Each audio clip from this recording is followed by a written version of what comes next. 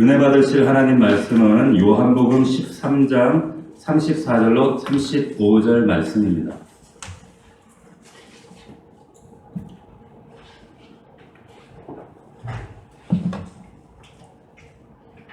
신약성경 172면 요한복음 13장 34절부터 35절.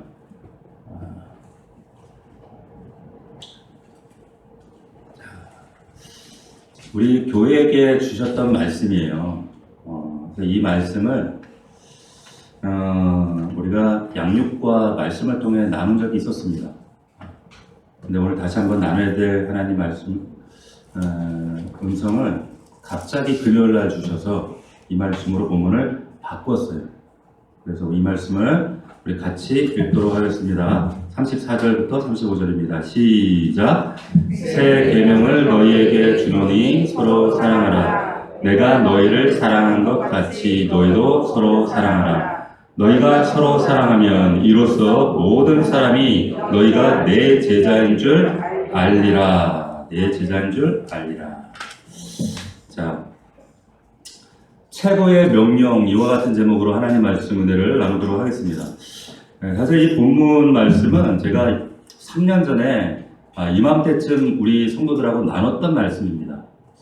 근데 이 말씀은 우리 교회 들어오다 보시면 이렇게 문 위에도, 문설주에도 있는 말씀이기도 한데, 우리 교회에게 주셨던 몇 가지 말씀이 있어요. 우리 교회의 교회론이자 정체성이기도 한 그 말씀인데, 3년 전에 나누고 이 말씀을 제가 적어도 2년에 한 번씩은 나눠야 되겠다 하다가 못 나눴어요. 그러다가 지금 3년이 지났는데 제가 그제 어느 가정을 불시에 신방을 하고 돌아오는 길에 제 마음이 너무 아픈 거예요. 무겁고. 근데 제 마음 가운데 하나님이 이런 음성을 주시는 거예요. 네가 복음으로 나왔어? 네가 복음으로 나왔어? 그러면 그렇게 아파하지 마. 돌아와서 계속 그 음성을 묵상하고 또 묵상하며 고민하는데, 사실 금요일에 제 원고 초가 다 나오는데 그 말씀을 하나님이 적고 다시 이 말씀을 나누라 이런 마음을 주셔서 오늘 본문의 말씀을 여러분들과 다시 나눕니다. 아마도 이제 이 자리에 나누신 분들이 있고 아마 나누지 않은 분들이 절반일 거예요. 여러분들이 이 말씀을 통해 함께 은혜가 되었으면 좋겠습니다. 예수님께서 공생의 사역을 마치시고 부활하신 후에 그 제자들 그리고 500여 성도들이 보는 자리에서 승천하셨죠. 근데 마지막으로 이 땅을 떠나시면서 명하신 말씀이 마태복음 28장입니다. 자, 여기 화면을 보시면 안 뜨는데요? 자, 우리가 너무 잘 아는 말씀인데 마태복음 28장 18절 20절의 말씀, 흔히 우리가 알고 있는 대로 이것을 지상명령, 전세계 기독교인이라면 다 아는 말씀이에요.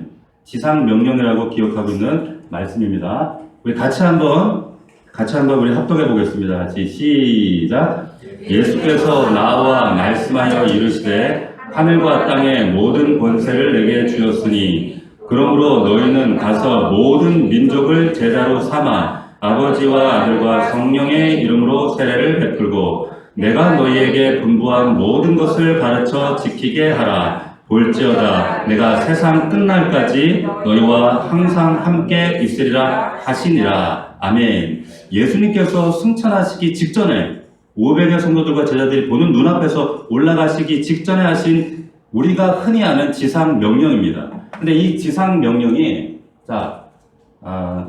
지상명령이에요. 근데 땅 지자가 아닙니다. 이를 지자입니다. 그러니까 가다가 이를 때가 이제 더 이상 없는 이제 끝이다 이거예요. 그래서 가장 으뜸되는 명령이다라고 하는 말이죠. 마태복음 28장. 그래서 우리는 지상명령이라고 알고 있습니다. 그런데 여러분 성경 어디에를 봐도 이 마태복음 28장에 있는 말씀이 지상명령이다라고 이게 단정적으로 기록하고 있는 것이 없어요. 없습니다. 그런데 우리는 왜 지상명령이라고 부르고 있을까요? 왜 그럴까요? 아마도 예수님께서 마지막에 하신 말씀이고 마태복음 마지막에 있고 승천하시기 바로 직전에 하시기 때문에 아마도 중요하다라고 생각한 것 같아요. 마지막 명령, 그러니까 마지막에 던져놓고 가시는 말씀이니까 얼마나 중요한 말씀인가. 대위임 명령이라고 하잖아요. 그러나 이것이 과연 지상 최고의 명령인가, 지상 명령인가. 우리 식구들에게 참 제가 귀에 따갑게 했던 얘기 하나 하겠습니다. 믿음의 본질이 뭔가? 믿음의 본질이 뭡니까? 우리가 하나님을 이런 이유든 저런 이유든 하나님을 알게 됐어요. 하나님이 우리를 부르고 하나님을 알고 하나님과 그 알게 된 하나님을 사랑하게 되는 것. 이 사랑은 관계죠. 관계입니다. 믿음의 장이라고 하는 히브리서에 보면 이 믿음을 뭐라고 얘기하는가? 하나님과의 관계다 이렇게 얘기를 해요. 그래서 믿음이 없이는 하나님을 기쁘시게 하지 못한다. 관계를 얘기합니다. 하나님과 아무 상관없던 아브라함을 변방 이라크에서 불러냈습니다. 그리고 그에게 하나님을 알리시고 그리고 사귐을 가지시고 그리고 그 하나밖에 없는 독자 이삭보다도 하나님을 더 사랑하도록 하는 그 관계까지 끌고 가시는 하나님. 결국에 나중에 열국의 아버지로 부르시죠. 자, 믿음은 관계입니다. 이걸 잘 기억하셔야 돼요. 자, 그런데 주님이 아까 우리 마태복음 28장의 말씀을 보았지만 이 세상을 떠나시기 전에 크게 두 가지의 명령을 우리에게 주셨어요. 보세요. 주님이 우리에게 두 가지 명령을 주셨는데 하나는 관계고 하나는 과업입니다. 관계의 명령이 있고 과업의 명령이에요. 믿음은 무엇에 관한 거라고 그랬어요? 관계 이야기예요. 관계. 그러나 마태복음 우리가 읽었던 28장은 무엇의 관계 이야기가 아니고 뭐에 관한 이야기예요? 과업이에요. 과업입니다. 자, 믿음의 본질이 관계에 관한 것이라면 과업보다 중요한 게 믿음의 관계. 지금 이 관계라면 지금 예수님께서 이게 더 중요하다고 얘기하셨는데 마태복음 28장에 과업만 떨렁 던져놓고 관계에 대한 명령을 하지 않고 가실 리가 만무하다는 거죠. 분명히 여기에 대한 말씀을 하셨다는 거예요. 대단히 중요한 말씀을 제가 합니다. 여러분, 신앙의 핵심은 눈에 보이는 지금 여러분들이 앉아있는 이런 현상이 아니라 저 보이지 않는 저 대상과의 관계예요. 그러니까 현상이 아니라 대상이라는 겁니다. 그러니까 이방 종교나 우리가 비나이다 뭐 불교나 뭐 샤머니즘 이런 이방 종교의 특징은 뭐냐면 그 절대자를 권위자를 그 신이라고 하는 그 자를 우리가 달래고 얼레고 그래가지고 그 안에 엎드리고 어떤 종교적인 행위를 해서 그 행위를 통해서 그 신을 감독시켜요. 감복을 시켜서 그 결과로 내가 복을 받아내는 것. 그래서 종교 행위가 중요해요. 그리고 의식이 중요합니다. 그래서 이런 현상이 중요합니다. 그런데 기독교는 그런 현상보다 그런 행위보다 그 대상과의 1대1 관계가 중요합니다. 관계가 중요해요.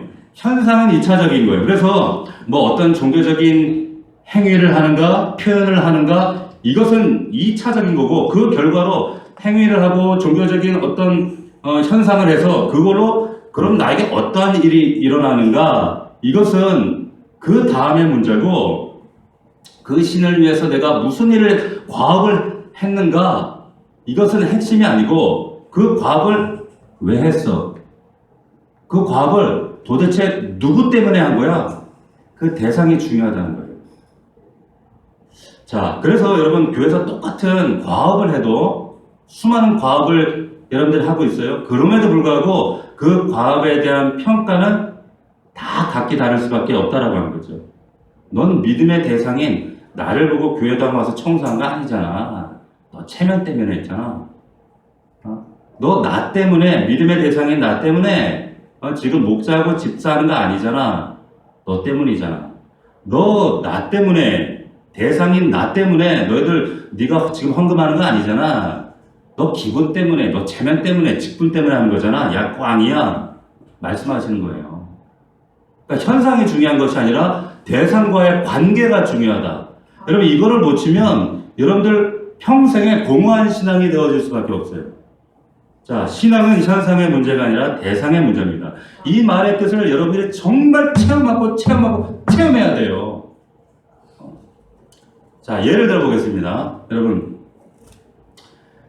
저는 결혼하기 전에 아내에 대한 환상이 있었습니다.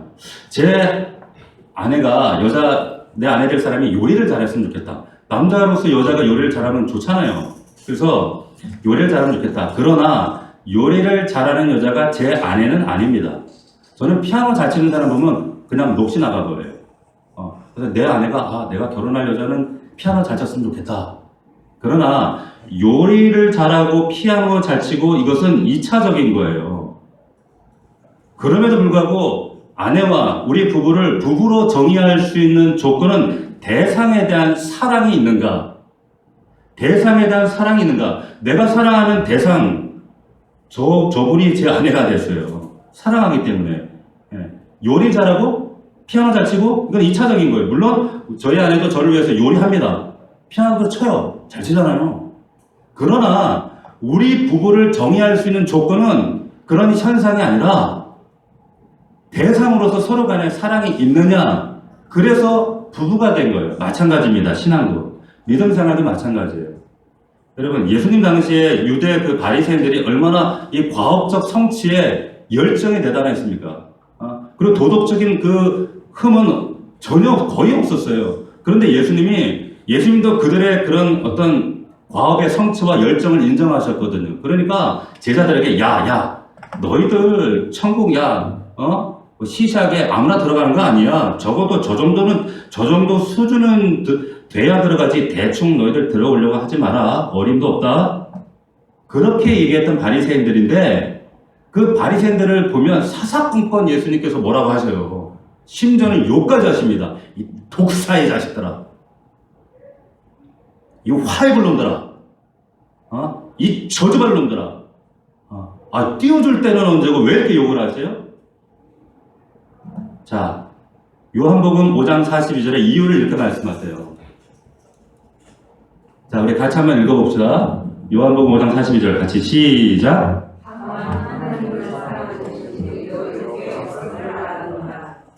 아시겠어요? 다만 하나님을 사랑하는 것이 너희 속에 없다는 거예요. 현상은 있는데, 내가 네 속을 다 들여다봤어. 근데 그 속에 하나님 사랑 없잖아.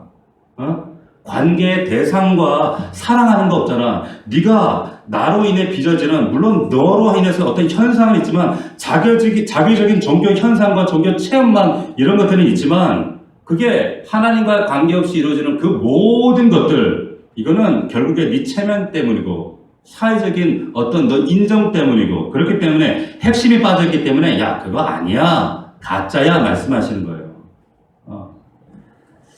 자, 이제 예수님께서 말씀하신 최고의 명령을 소개합니다. 그 명령이 제가 개척할 때 그리고 우리 교회에 주셨던 말씀이에요. 그 말씀이 우리가 읽었던 아까 요한복음 13장 34절 35절입니다. 자, 다시 한번 읽어봅시다. 같이 읽습니다. 성경 보시고 합독합니다. 시작. 새 계명을 너희에게 주노니 서로 사랑하라. 내가 너희를 사랑한 것 같이 너희도 서로 사랑하라.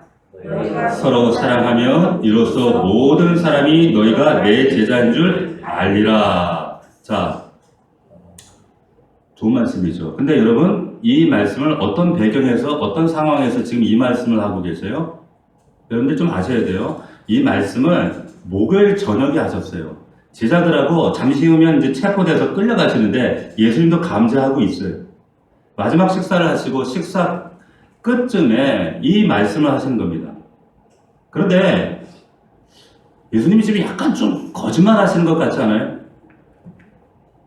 지금 새 계명 줄게, 귀가 쫑긋하잖아요. 그런데 이게 무슨 새 계명이에요? 헌계명이지.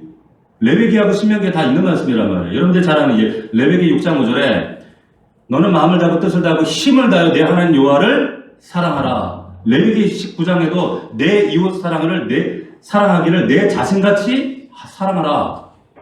다 알아요. 이게 무슨 다 아는 말씀인데, 여러분이 이 사랑하라는 이 말씀 오늘 처음 들으셨어요? 성경에 이런 말씀이 있네? 오늘 새롭게 발견하셨어요?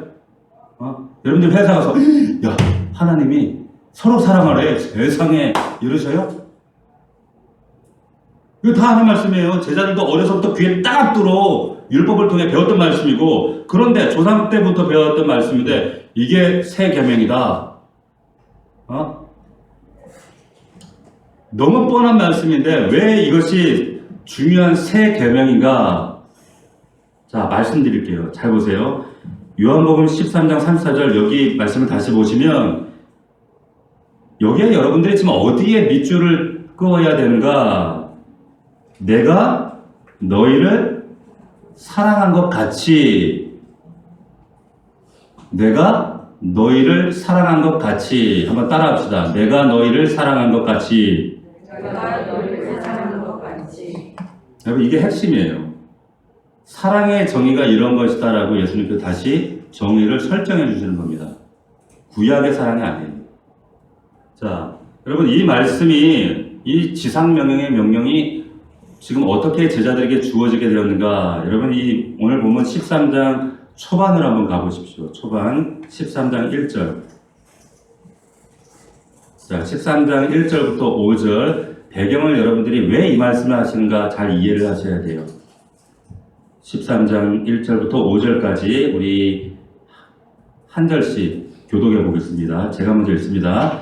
6월절 전에 예수께서 자기가 세상을 떠나 아버지께로 돌아가실 때가 이른 줄 아시고 세상에 있는 사람들을 사랑하시되 끝까지 사랑하시니라. 2절 시작. 자기가 벌써 시몬에게 갈릴리 가운데 예수를 살펴낸 생각을 넣었더라. 저녁 먹는 중 예수는 아버지께서 모든 것을 자기 손에 맡기신 것과 또 자기가 하나님께로부터 오셨다가 하나님께로 돌아가실 것을 아시고 4절 시작.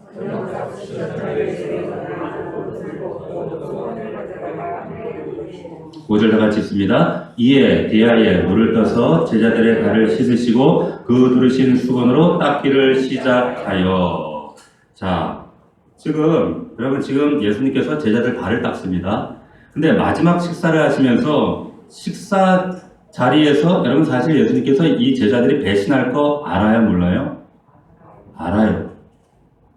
식사하다가 도중에 이 가룟 유다는 뛰쳐나갈 거, 배신하려고 뛰쳐나가는 것도 예수님 다 알아요. 그런데 지금 뭘 하고 계십니까?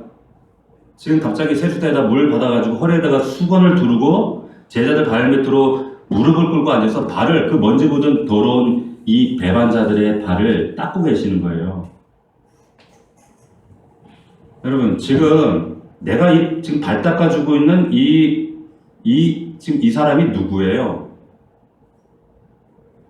예수님 입장에서는 위선자예요. 배반자예요. 그런데 예수님께서 지금 이 발 닦아주시는데 예수님의 마음이, 감정이 없어요. 저 같은 발목 같은 확 밑으로 닦다가 이놈의 새끼. 그럴 것 같아. 근데 예수님은 어떻게 하세요? 자, 요한복음 13장 14절 보세요. 같이 읽겠습니다. 시작. 내가 주와 또는 선생이 되어 너희 발을 씻었으니 너희도 서로 발을 씻어주는 것이 옳으니라. 자, 내가 발 닦는 거 봤지? 배반자의 발 닦아주는 거 봤지? 위선자들의 발 닦아주는 거 봤지? 즉 사랑이란 나에게 잘해주는 사람 내가 맞받아쳐줘서 똑같이 잘해주는 거, 그거 사랑이 아니라 나를 불편하게 하고 나를 어렵게 하고 내가 정말 피하고 싶은 그 사람, 그래도 끝까지 그 사람 발을 닦아주는 거야. 그거 사랑이야. 이 말씀 하시는 거예요. 자, 요한복음 이 본문의 13장 34절 35분 오늘 본문 다음에 어떤 일이 벌어집니까? 그 다음에 요한복음에는 나오지 않아요. 그런데 다른 복음서에 보면 예수님께서 떡을 돌리고 잔을 돌리고 그리고 자기의 십자가 죽음을 예표하셔요. 그리고 체포돼서 끌려가십니다. 그리고 신문 당하다가 날이 새자 십자가에 매달려 죽으세요. 그 배반했던 베드로를 비롯한 제자들을 위해서 이 배반자들 때문에 십자가에 매달리신단 말이에요. 자, 그러면서 보세요. 여기 배반자들의 발을 닦아주는 이 사건, 배반자들의 발 닦기, 그리고 이 배반자들을 위해서 십자가에 매달려 죽기, 이 사이에 오늘 우리가 읽었던 이 13장 34절이 있는 거예요. 그러면서 새 계명이다 말씀하셔요. 왜 새 계명인지 아시겠어요? 여러분, 지상 명령입니다. 이 두 사건, 이 배반자들의 발 닦아주는 사건, 배반자들을 위해서 십자가에 매달려 죽는 사건, 이 사이에 내가 너희를 사랑한 것 같이 너희도 이렇게 사랑해야 되는 거야. 지상 명령이에요. 여러분, 부활하신 이후에 예수님이 제일 먼저 하신 일이 뭐였습니까? 이 배반자들 찾아가시는 일이었어요. 이 배반자들 찾아가서 여러분 같으면 죽었다가 여러분들이 환생을 했어요. 그럼 어떻게 하시겠어요? 다 죽었어, 이것들. 만나기만 해봐. 모가지를 따버리겠어. 그럴 수 있잖아요. 마음이. 인간적으로. 그런데 예수님이 찾아가신 목적이 뭡니까? 관계를 회복하고 싶으셨어요. 믿음을 회복하려면 관계를 회복해야 돼요. 관계를 회복해야 과업을 할 수 있어요. 먼저 과업을 위해서 관계를 회복하시게 찾아가신 겁니다. 그래서 너희들이 진짜 이제 나를 대상으로 맞아들이기 원해. 그들을 지금 회복시키시는 거예요. 여러분, 이 상황을 잘 보시면 지금 예수님이 돌아가신 그 십자가의 처참한 광경을 보고 제자들이 다 흩어져가지고 나중에 다 모였고 그 11명이 지금 집에 모여가지고 합숙을 합니다. 그런데 모여있어요. 누가복음에 보면 그 장면이 나와요. 그런데 문도 열리지 않았는데 문도 지금 잠겨있는데 갑자기 예수님이 짜잔 하고 나타나시는 거예요. 여러분 생각해보세요. 얼마나 놀랬겠어요. 지금 며칠 전에 십자가에 매달라 무덤에 있는 분이 갑자기 짜잔 하고 이렇게 쓱 나타나니까 부활하신 예수님이 자, 어떤 기분이 들겠어요? 이 제자들. 이런 거예요. 불효자가 아버지가 돌아가셨어요. 장례를 마쳤습니다. 장례를 마치고 무거운 몸을 이끌고 집으로 아파트 현관문을 열고 거실 문을 열고 이제 거실에 불을 딱 켜는데 소파에 아버지가 딱 앉아 계시는 거예요. 아이고 아버지. 이런 상황인 거예요. 아버지 잘못했어요. 그 상황이 예수님하고 제가 딱 부딪혀요. 자, 지금 부활하신 예수님이 벌벌 떨고 있는 제자들 앞에 딱 나타나셔서 그러면 뭐라고 하셨어요? 예수님이 참 고단수예요. 이놈의 새끼 그냥 야, 너 이리 와봐. 너 베드로 너부터 이리 와봐. 이리 와봐. 이놈의 새끼, 너 나 모른다고? 이놈의 새끼 그냥 입을 찢어버릴게요. 그러지 않으셨잖아요. 자, 예수님께서 제일 많이 쓰시는 방법이 뭔지 아세요? 밥 드시는 거예요, 같이. 야, 밥 먹자, 이리 와봐라. 야, 뭐 먹을 거 없냐? 야, 생선 이리 가져와봐라. 야, 먹자. 야, 같이 먹자. 제자들이 이게 입으로 들어갈지 코로 들어가는지 이게, 어떻게 알겠어요, 이게. 주님, 자동으로 회심이 되는 거예요. 잘못했어요. 제자들 그 베드로를 갈릴리 호숫가에 만났을 때도 예수님이 뭐라고 하셔요? 야, 밥 먹자. 야, 뭐 생선 뭐 없냐? 잡은 거 없냐? 올려놔봐. 굽다가 예수님께서 한 말씀 가지고 밥을 드셔요. 베드로가 얼마나 불편하고 마음이 어렵겠어요? 자동적으로 주님 잘못했어요. 자동으로 회개가 나오는 거예요. 자, 그때 찾아가신 예수님께서 베드로에게 정말로 네가 회심했느냐? 정말로 신앙의 핵심인 그 관계를 위해서 믿음의 대상인 나를 진심으로 맞이했느냐? 이것을 확인하시는 거예요. 그래서 마지막에 요한복음 21장에 질문하시잖아요. 어떤 질문 하십니까? 나 사랑하니? 요한복음 21장을 한번 가봅시다. 요한복음 21장 15절 예수님이 배신한 베드로에게 질문하시는 질문이에요. 21장 15절 같이 읽겠습니다. 시작. 그들이 조반 먹은 후에 예수께서 시몬 베드로에게 이르시되 요한의 아들 시몬아 내가 사람들보다 나를 더 사랑하느냐 하시니 이르되 주님 그러하나이다. 내가 주님을 사랑하는 줄 주님께서 아시나이다. 이르시되 내 어린 양을 먹이라. 자, 첫 번째 질문, 두 번째 질문, 세 번째 질문이 다 같아요. 네가 나 사랑하니? 여러분, 관계에 대한 질문을 하세요. 과업에 대한 질문이 아니에요. 마태복음 28장에 있는 것처럼 지금 예수님께서 부활하시 40일 지났어요. 그러면 승천하시기 전에 하신 말씀입니까? 야, 너 내가 세례 주라 그랬죠. 세례 몇 명 줬어? 너 제자 몇 명 삼았어? 너 전도 몇 명 했어? 너 성경 양육 몇 명 통과시켰어? 이렇게 물어야 되잖아요. 과업에 대한 질문 하나도 안 하세요. 관계에 대한 질문하시는 거예요. 너가 나 사랑하니? 베드로야. 네가 나 사랑하니? 베드로, 네가 이거 갖추었니? 이거 재확인하셨어요. 사랑하니? 아, 주님 아시잖아요. 내가 주님 사랑하는지. 또 물으세요. 네가 나 사랑하니? 예. 3, 4번 질문하시죠. 왜? 지도 3번 부인했거든. 너도 3번 나 부인했잖아. 뭐 그런 마음은 아니셨겠지만, 네? 하지만 사랑하느냐? 베드로가 3번째 대답을 딱 맞추고 나서, 그래? 그럼 됐어. 그러면서 비로소 이제 과업을 맡기셔요. 그러면 내 양을 먹여 하세요. 관계가 여러분 항상 먼저고 과업이 먼저입니다. 교회 안에서 봉사하고 뭐 성가대하고 뭐 목사하고 그것보다 더 중요한 게 뭐냐면 하나님과 나의 1대1 대상과의 관계예요. 왜 시험 드는 줄 아세요? 왜 신앙생활 피곤한 줄 아십니까? 왜 그런 줄 아세요? 관계가 문제가 오기 때문에 그래요. 내 양은 내 음성을 들어요. 근데 왜 안 들리는 줄 아세요? 관계 이상이 오기 때문에 안 들리는 거예요. 아무리 얘기해도 안 들리는 겁니다. 자, 하나님을 향한 사랑의 동기가 없는 모든 교회의 헌신과 봉사는 다 바리새인의 의예요. 자, 그래서 요한복음 13장 34절 이 말씀이 왜 이게 최고의 교회에 주신 명령인가 여러분들이 바르게 이해하셔야 됩니다. 그래서 요한복음 13장 34절과 35절 여러분들이 제대로 순종하고 성취하면 마태복음 28장에 대한 이 과업에 대한 본문은 자연적으로 나타나는 게 현상이에요. 이걸 뒤바꿔놓고 하려고 하니까 안 되고 일 때문에 시험 들고 일 때문에 지치고 해요. 항상 사랑이 동기가 없는 모든 헌신은 여러분 피곤할 뿐이고 거기에는 아무런 하나님 앞에 귀한 열매가 없습니다. 사랑이라는 동기가 있어야 돼요. 자, 요한일서 그래서 3장 16절을 한번 보겠습니다. 우리 같이 한번 읽어봅시다. 화면을 보시고 찾지 마시고 읽습니다. 시작.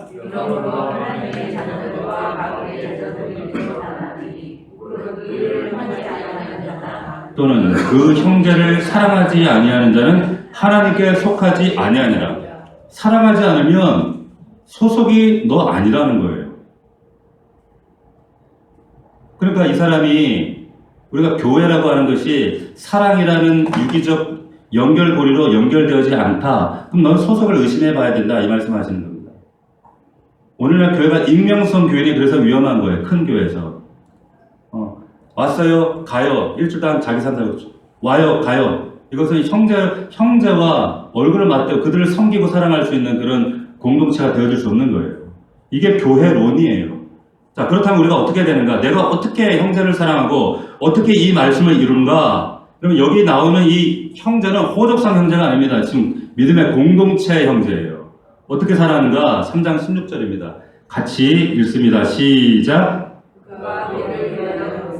버리셨으니 우리가 이로써 사랑을 알고 우리도 형제들을 위하여 목숨을 버리는 것이 마땅하니라. 목숨을 버리는 것이 마땅하대요. 당연하대요. 자연스러운 거래요.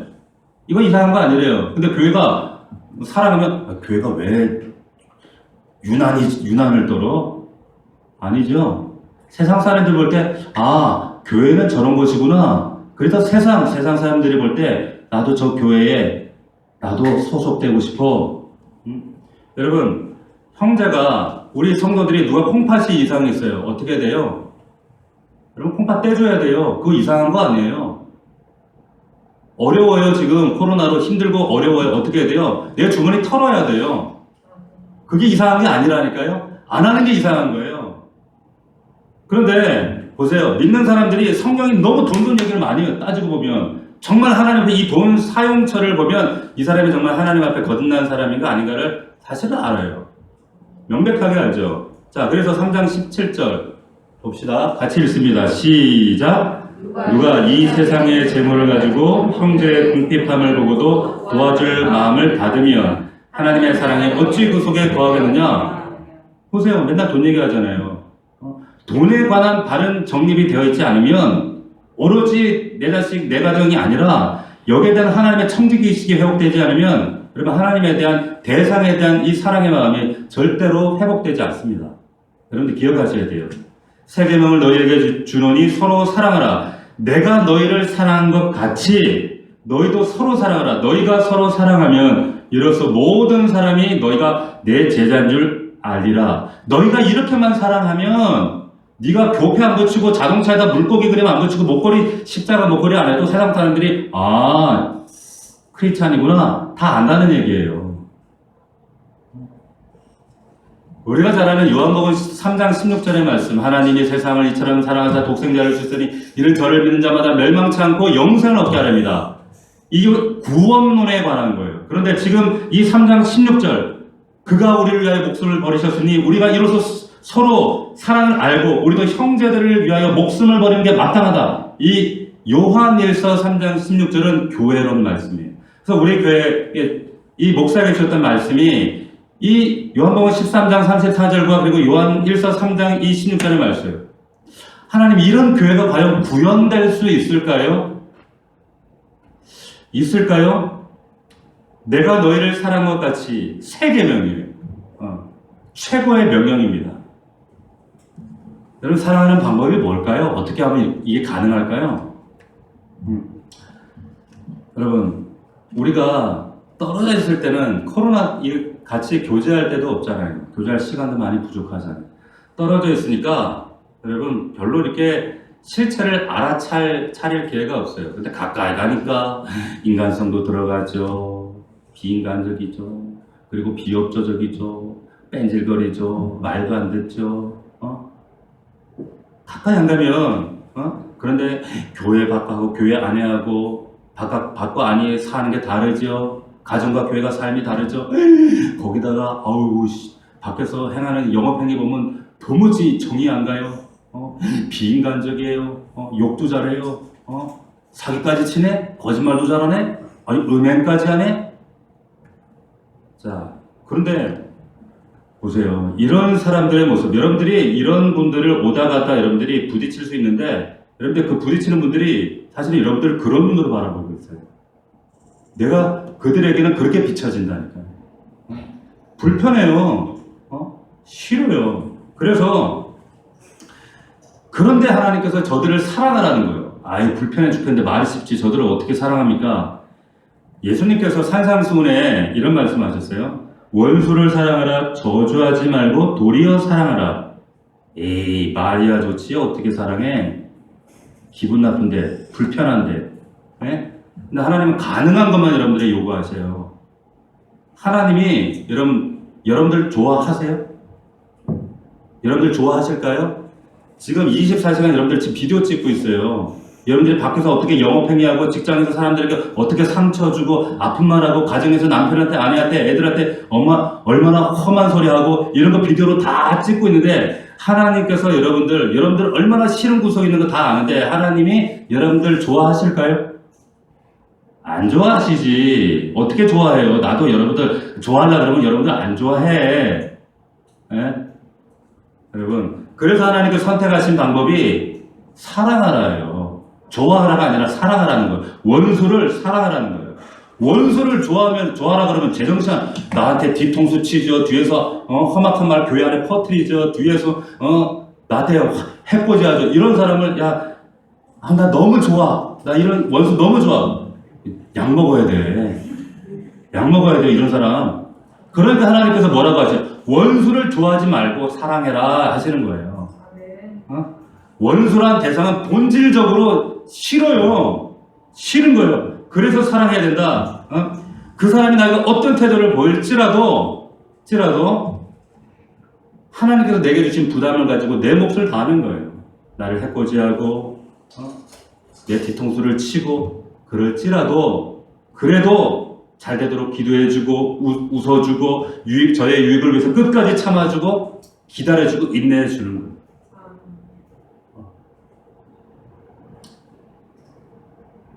지금 이걸 예수님 보여주셨잖아요.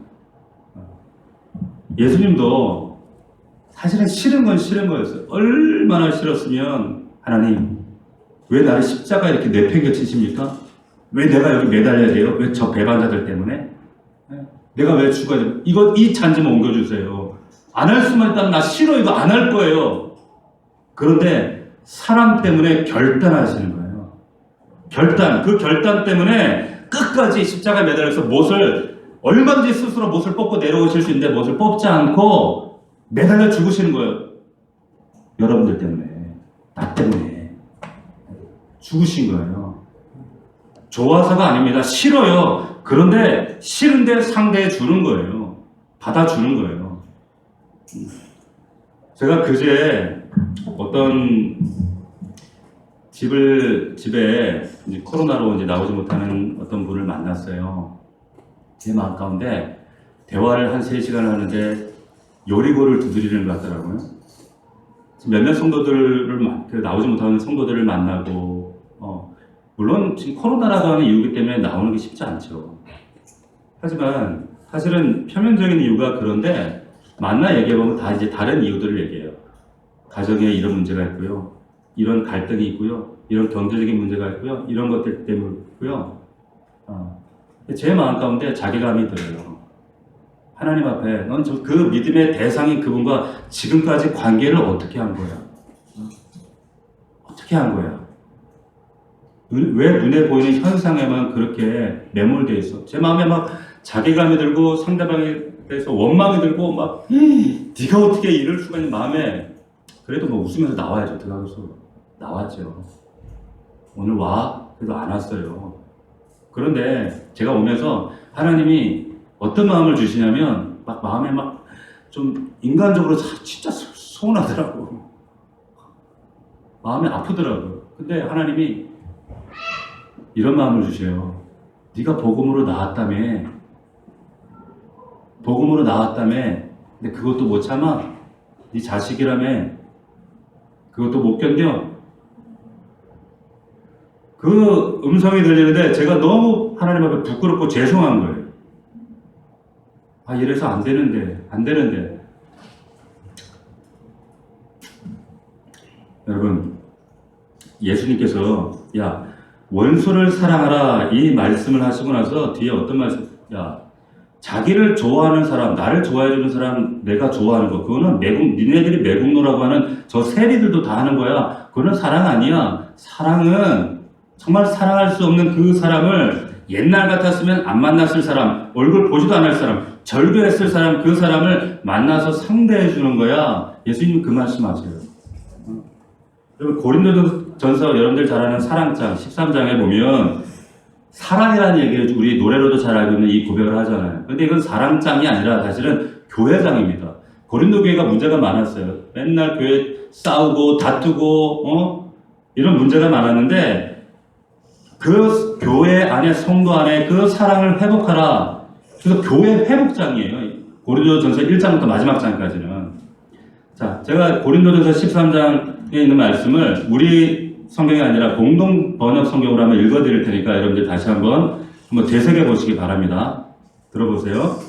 내가 인간의 여러 언어를 말하고 천사의 말까지 한다 하더라도 사랑이 없으면 나는 울리는 징과 요란한 꽹가리와 다를 것이 없습니다. 내가 하나님의 말씀을 받아 전할 수 있다 하더라도 온갖 신비를 환히 꿰뚫어 보고 모든 지식을 가졌다 하더라도 산을 옮길 만한 완전한 믿음을 가졌다 하더라도 사랑이 없으면 아무것도 아닙니다. 내가 비록 모든 재산을 남에게 나누어 준다 하더라도 또 내가 남을 위하여 불 속에 뛰어든다 하더라도 사랑이 없으면 아무 소용이 없습니다. 사랑은 오래 참습니다. 사랑은 친절합니다. 사랑은 시기하지 않습니다. 사랑은 자랑하지 않습니다. 사랑은 교만하지 않습니다. 사랑은 무례하지 않습니다. 사랑은 사욕을 품지 않습니다. 사랑은 성을 내지 않습니다. 사랑은 앙심을 품지 않습니다. 사랑은 불의를 보고 기뻐하지 아니하고 진리를 보고 기뻐합니다. 사랑은 모든 것을 덮어주고 모든 것을 믿고 모든 것을 바라고 모든 것을 견디어냅니다. 사랑은 가실 줄을 모릅니다. 말씀을 받아 전한 특권도 사라지고 이상한 언어를 말하는 능력도 끊어지고 지식도 사라질 것입니다. 우리가 아는 것도 불완전하고 말씀을 받아 전하는 것도 불완전하지만 완전한 것이 오면 불완전한 것은 사라집니다. 내가 어렸을 때는 어린아이의 말을 하고 어린아이의 생각을 하고 어린이의 판단을 했습니다. 그러나 어른이 되어서는 어렸을 때의 것들을 버렸습니다. 우리가 지금은 거울에 비추어 보듯이 희미하게 보지만 그때 가서는 얼굴을 맞대고 볼 것입니다. 지금은 내가 불완전하게 알 뿐이지만 그때 가서는 하나님께서 나를 아시듯이 나도 완전하게 알게 될 것입니다. 그러므로 믿음과 소망과 사랑 이 세 가지는 언제까지나 남아있을 것입니다. 이 중에서 가장 위대한 것은 사랑입니다. 아멘입니까? 여러분, 사랑이에요. 믿음의 본질은 관계 사랑입니다. 여러분, 이렇게 해야지만이 여러분이 지체와 지체가 연결이 되어지는 거예요. 이게 교회예요. 하나님이 의도하신 유기적 공동체의 교회라고 하는. 그래야 세상 사람들이 매력을 느낄 수 있대요. 그런데 사랑이라는 유기적 연결고리가 없고 머리만 있어요. 요즘에 머리만 있는 교회들이 많아요. 괴물인 거예요. 여러분, 어떻게 사랑할 수 있습니까? 근데 내 힘으로 사랑이 안 돼요. 그래서 고린도전서 12장 32절에 그래서 너희는 더 큰 은사를 사모하라. 내가 또한 가장 좋은 길을 너에게 보이리라. 이 사랑의 은사를 구하라는 거예요. 이 고린도전서 12장의 말씀 방언, 이 은사의 기능에 대해서 소개해요. 이 은사를 줬더니 고인들이 막 오용을 하고 이와가지고 싸우고 자랑하고, 야, 그러려면 하지 마. 은사 사용하지 마. 그러면서 31절에 그런 은사의 기능적인 은사 말고 너희가 더 큰 은사를 사모해야 되는데 그 은사가 사랑의 은사야 말씀하시는 거예요. 아멘입니까? 사랑의 은사라는 거예요. 사랑의 은사를 너희가 열렬히 사모해야 돼. 사랑해야 돼. 더 큰 은사야. 여러분들이 과업이 아니라 우리 교회는 일을 안 하잖아요. 안 시키잖아요. 안 하게 하잖아요. 스스로 하면 모를까. 중요한 것은 왜 그러냐면 이것 때문에 그래요. 여러분, 과업이 중요한 것이 아니라 대상과 관계가 중요해요. 이것이 믿음의 본질이에요. 본질이라는 거예요. 그래서 오늘 본문의 말씀이 우리에게 새 계명이 된다고 하는 거예요. 여러분들이 이 새 계명의 새 계명, 하나님을 사랑하고 이웃을 주님이 사랑하신 것처럼 내가 사랑이 안 되면 어쩌다가 그냥 차가 반으로 교회에 오는 이 자리에 이런 현상, 종교적인 외적인 모습으로 이것으로는 하나님과 온전한 관계가 되어질 수가 없어요. 없습니다. 저 볼송사나운 형제, 자매 정말 상대하고 교제하기 싫은 저 사람들까지 내게 악담을 가하고 나에게 헛성을 퍼뜨리고 나에게 피해를 주고 나를 괴롭게 한다 할지라도 사랑해 주는 것, 그것이 내 형제 자매든 내 가족이든 누구든 그것은 다 동의해요. 그럴 때 그 안에 하나님의 사랑이 부어집니다. 우리 말씀 오늘 13장 34절 35절 말씀 우리 다 함께 다시 합독하고 마치도록 하겠습니다. 요한복음 13장 34절 35절 우리에게 주신 최고의 지상 명령입니다. 마태복음 28장이 아니에요. 34절 35절 우리 합독합니다. 시작. 새 계명을 너희에게 주노니 서로 사랑하라. 내가 너희를 사랑한 것 같이 너희도 사랑하라. 너희가 서로 사랑하면 이로써 모든 사람이 너희가 내 제자인 줄 알리라. 세상 사람들이 알게 된다는 것. 이런 저와 여러분들이 되기를 주의 이름으로 축복합니다. 기도합시다. 우리 이 말씀을 기억하면서 하나님, 사랑하지 못했습니다. 무엇보다도 하나님을 과업의 대상으로 보았습니다. 하나님, 종교적인 눈으로 하나님을 보았습니다. 신앙의 눈으로 하나님과 믿음의 관계를 회복하기 원합니다. 현상이 아니라 내 믿음의 대상이 되시는 하나님을 사랑하게 하시고, 하나님, 내 사랑이 그 하나님 주신 마음이 내 안에 메말라 있습니다. 사랑의 은사를 부어 주시옵소서.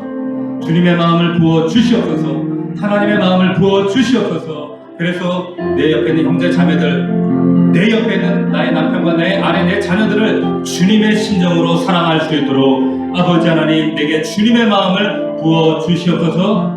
그런 마음으로 우리 말씀 붙잡고 우리 1분간만 주님 앞에 간구하며 나아가겠습니다. 기도하겠습니다. 살아계신 주님 은혜 말씀을 감사합니다. 아버지 하나님, 그렇습니다. 아버지 하나님, 우리에게 허락하신 이 놀라운 하나님 최고의 지상 명령, 하나님, 이 말씀이 우리의 삶 가운데 경험되어질 수 있도록 아버지 인도하여 주시옵소서. 하나님, 아버지 하나님, 내가 너희를 사랑한 것 같이, 내가 너희를 사랑한 것 같이 너희도 이렇게 사랑해야 돼, 이렇게 사랑해야 돼 하시는 주님의 말씀과 음성을 우리가 잊지 않도록 도와주시옵시고, 우리 넘치는 공동체가 내 옆에 있는 형제들을 무관심하지 않고 아버지 하나님, 정말 저들을 사랑하며 저들을 섬기게 하여 주시옵시고, 아버지 하나님, 형제를 사랑하지 아니한 자는 하나님께 속하지 아니한 자가 되었습니다. 아버지 하나님, 그 형제를 위하여 내 목숨 버리는 게 마땅한 것이라고, 그게 바로 교회라고 말씀하셨습니다. 아버지 하나님, 그 형제를 위하여 울며 기도하며 증거하며 내 삶에 아버지 내 삶을 나누며 아버지 하나님, 정말 예수 그리스도의 사랑으로 그들을 섬기며 세워나가는 우리 모두가 되게 하여 주시옵시고, 그 하나님의 마음과 주의 사랑이 우리 안에 부어질 수 있도록 하나님 도와주시옵소서. 아버지 하나님, 연약하여 나약하여 하나님 믿음에 서지 못하고 있는 아버지 믿음의 성도들을 지켜주시옵시고, 말씀 안에 회복될 수 있도록 도와주시옵시고, 하나님 은혜로 저를 주장하여 주시기 원합니다. 살아계신 아버지 하나님, 정말로 믿음의 대상이 되신 우리 주님을 아버지를 온전히 바라볼 수 있는 믿음의 영안이 열려지게 하여 주시옵소서. 그렇게 살아갈 수 있도록 날마다 더 큰 사랑의 은사를 간구하오니 우리 성도들 위해 이 은혜를 부어 주시옵소서. 함께하여 주시옵소서. 아버지 하나님, 감사합니다. 하나님, 우리에게 주신 이 지상 최고의 명령, 내가 너희를 사랑한 것 같이 너희도 서로 사랑해라 하신 이 말씀, 이것이 우리의 삶 속에 위로 하나님을 사랑하며 또한 아래로 우리 사랑하는 가족들, 내 형제 자매들 뜨겁게 섬기며 사랑할 수 있는 그러한 믿음의 그릇들이 다 될 수 있도록 도와주시옵소서. 하나님, 보이는 종교적인 과업과 현상을 위해 살지 않게 하시고 정말 살아계신 하나님을 알게 된 그 하나님을 뜨겁게 사랑하며 믿음의 관계를 맺어갈 수 있는 이 관계의 명령을 온전히 이루어 나갈 때 하나님, 마태복음 28장의 과업의 명령을 이루어 드릴 수 있는 우리 귀한 모든 성도들 될 수 있도록 하나님 은혜 내려주시고 축복하여 주시옵소서. 감사드렸고 예수 그리스도의 이름으로 기도 올려옵나이다. 아멘.